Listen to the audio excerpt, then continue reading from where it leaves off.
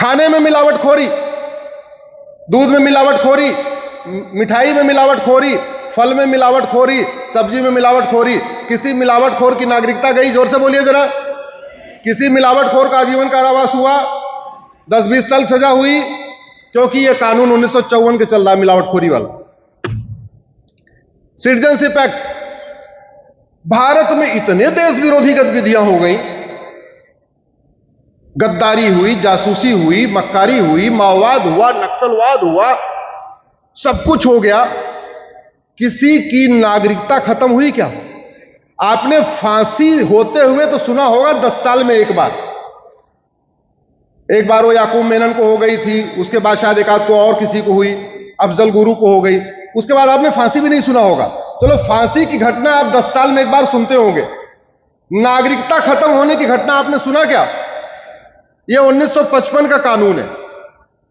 यह कानून कहता है नागरिकता कैसे मिलेगी, नागरिकता कैसे जाएगी, जो नागरिकता, लेकिन यह मिलती तो सबको जा रही है, आज तक गई किसी की नहीं। क्यों? क्योंकि 1955 का कानून चल रहा है। नकली पासपोर्ट की घटनाएं आप खूब सुनते होंगे, फर्जी पासपोर्ट बनवा के घूम रहे।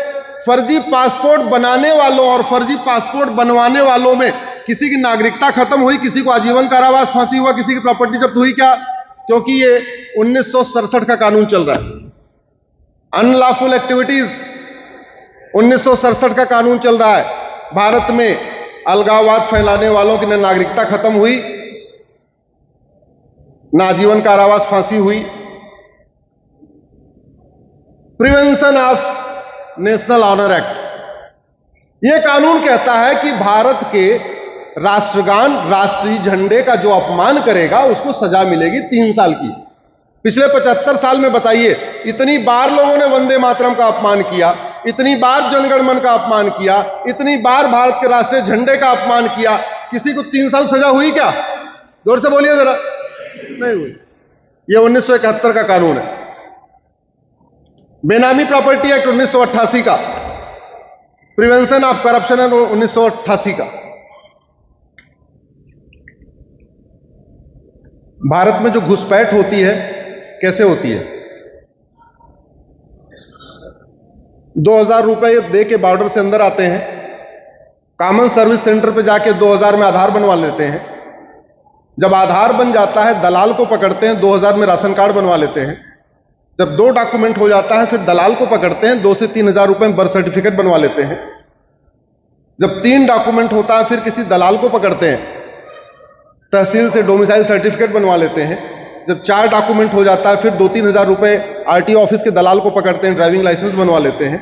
जब 5 डॉक्यूमेंट हो जाता है तो बैंक में खाता खुलवा लेते हैं, और तब तक इलेक्शन आता है, वोटर आईडी अपडेट होती रहती है, 5 डॉक्यूमेंट होता ही है, बैंक में खाता खोलता ही है, खाते में अपना वोटर आईडी में नाम जुड़वा लेते हैं, और उसके बाद आपके दिए हुए टैक्स के पैसे से मुफ्त राशन भी लेते हैं, मुफ्त मकान भी लेते हैं, दुकान भी लेते हैं, लोन भी लेते हैं, वजीफा भी लेते हैं, क्या क्या लेते हैं, सारी योजनाएं लेते हैं। भारत और भारत की संस्कृति के लिए जो सबसे बड़ा खतरा है वो प्रिवेंशन ऑफ करप्शन एक्ट है।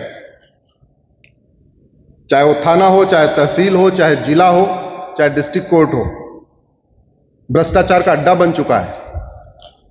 दुनिया के कई देशों में भ्रष्टाचारियों को आजीवन कारावास देने, उनकी नागरिकता खत्म करने और 100% प्रॉपर्टी जब्त करने का कानून कई देशों में। आप लोग गूगल करिएगा, सिंगापुर में भी फांसी होती है, चीन में भी फांसी होती है, जापान में भी फांसी होती है। भारत में आज तक घूस लेने वाले किसी लेखपाल को आजीवन कारावास हुआ? जोर से बोलिए जरा। घूस लेने वाले किसी थानेदार, हवलदार को सजा हुई?